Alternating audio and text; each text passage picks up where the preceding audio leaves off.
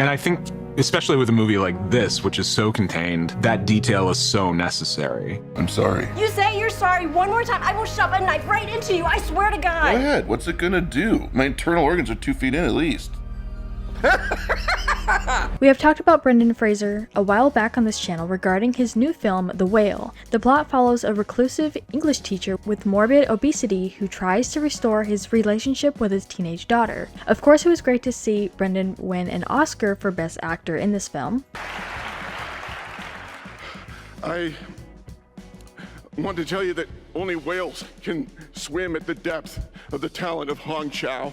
We know that he was wearing a quote-unquote fat suit for the role and got to hear a little bit about how they made it happen and put it together. Charlie's home base is his couch, so it's a world in a small world, but it was a set that astonishingly could be shot to give a whole emotional reality. But today we have gathered a few moments of Brendan and the rest of the cast, like Sadie Sink and Ty Simpkins, so let's go ahead and look at the behind-the-scenes moments of this film. To make it all about drama and figuring out how to move the actors around the room and then figuring out how the camera could sort of dance with them. You have one character who barely moves. But before we get into more of these moments, some trivia for you. What was Brendan Fraser's first acting role? Leave your answer in the comments down below and stick around to the end of the video to find out if your answer was correct. It was just so evident from the first moment that Brendan knew exactly who this guy was. If an actor approached this role with any amount of cynicism or frustration, it would really not work. Aside from the making of the suit and what Brendan had to do to get into the thing, he also had to prepare emotionally for the role. He's a complex character, a substance of which I knew that Darren would handle with honesty and empathy and tell a story that asks us to not look away. I was absolutely hooked. The suit itself was a big process, yes. Carrying around all that extra weight, Brendan himself gave a few words about what he hopes people who are obese learn and take away from this film.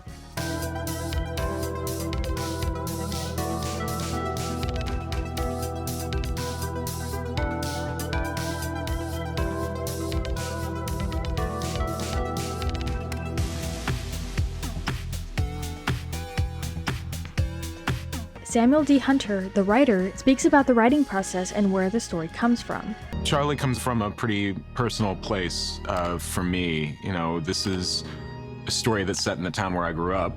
Eventually, I started to self-medicate with food. With the love and support of people around me, I was able to find an off-ramp. And besides the awards that he had just won at the Oscars like Best Actor, he has already won a total of 25 awards for this film alone.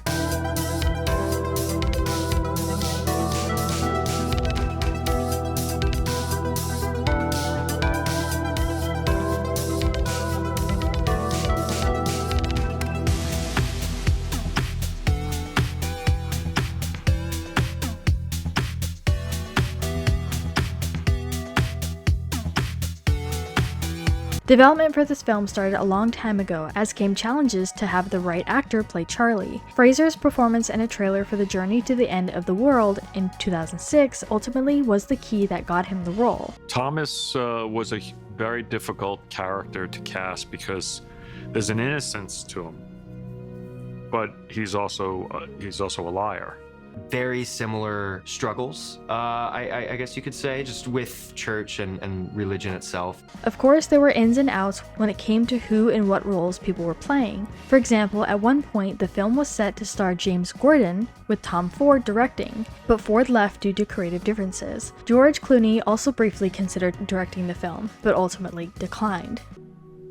Charlie's a man of letters, and the walls are lined with his books, and each book was curated to be definitely something that Charlie would have read or would have taught or owned. Fraser divulged his journey of filming The Whale. It started in the early winter of 2021, he said, with a test that took 6 hours to get into. I had to get the tactile experience of actually wearing the gear. Filming in that apartment, what was fun for me and Darren to kind of figure out was how we can use the space. One thing that we really liked was how she kind of circles Charlie and goes to places where he can't necessarily look back and see her. I had to learn how to ambulate because Charlie's mobility is limited. It informed us greatly about what was possible, what would work, and what wasn't. Like naturally spilled out. That was the first moment where I made a connection with her. Tapping into that empathy just like really, really hit, and I felt her pain. Just fucking die already. Enough. At the start of production, Fraser would spend a grueling 5 to 6 hours in a makeup chair each day to become Charlie, with the hour countdown to 2 to 3 by the end of filming. I knew I wanted to go back to working with a dolly and a more classical form of camera for this. This was much more about how to make this as cinematic as possible. Of course, we can count on that thing not being too comfortable, and he had to get creative when he needed to go to the bathroom, having assistance, of course, and how he had to keep cool in the hot summer. That's really what you want as an actor. You know, you want to play characters that sort of do everything, that go from being caustic and angry to being completely heartbroken. Going through about 4 to 5 big bags of ice once the summer months were approaching sounds pretty challenging. I hope that viewers bring whatever opinions or preconceived notions they have about those who live with obesity to the film, and they are challenged by its content, and hopefully by story's end we can change some hearts and minds.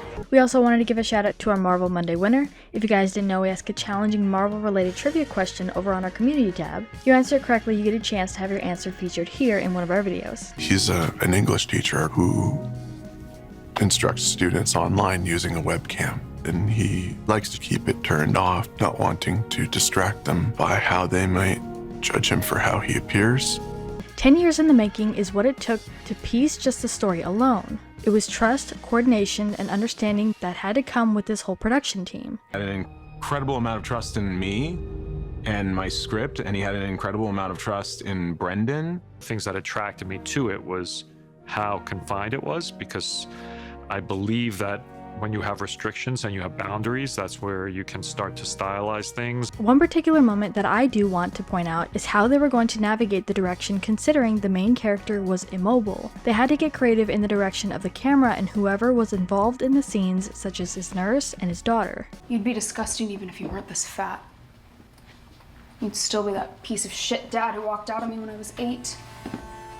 All because he wanted to fuck one of his students. Can I have one of these? We get to hear from Sadie Sink as well, who we know from Netflix's series Stranger Things, and she breaks down some of her scenes in the movie. For me, one of the big challenges of the movie was how to keep the film moving and interesting. Charlie, who's here and plays a guy who doesn't move that much, he's kind of the son of the movie. We can also look at the musical score of this film. With a film where there are not a lot of transitions, the camera had to be panned around many times around Brendan. And music is very important, especially in a film like this where the shots are limited. Part of the score was speaking to how emotions can have depth like the sea. Sometimes you feel that you're on top, being rolled around on the waves. It was meant to represent the waves in the ocean, hence the name of the film, the whale, being submerged or feeling the waves crashing, and while watching this film, you really get that sense when you open your ears. And I asked him to build the biggest flute that he's ever built. So he built one that was 21 feet long and played these very low sounds. With the scenes that he had the air machine on him attached to his nose, they used this very specific instrument for the sound effects, which was pretty interesting. I used a overtone flute.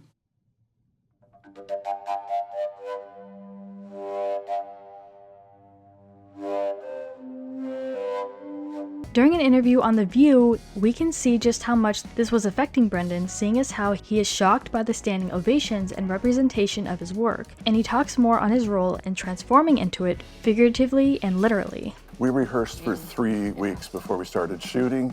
Darren Aronofsky considered us a theater company, so we knew our job, and clearly there was a great deal of prep and homework that I needed to do. And as far as the answer to our trivia question, having graduated from the Cornish College of the Arts in 1990, he made his film debut in Dogfight in 1991. So my earliest conversations with Darren, we would just kind of play around a bit and find the balance between the empathetic sides of her, but also the slightly evil sides of her too. So what do you guys think about all these moments? Which one was your favorite, and what do you think about Brendan's performance in this film? Let us know what your thoughts are in the comments down below. Make sure you subscribe with notifications on for more videos just like this. That's it for today though. We'll see you all next time with a brand new video. Bye guys. Of hope. The hope is that in his absence, his daughter will always know that he did regret his life's choices, but he did confront them with honesty.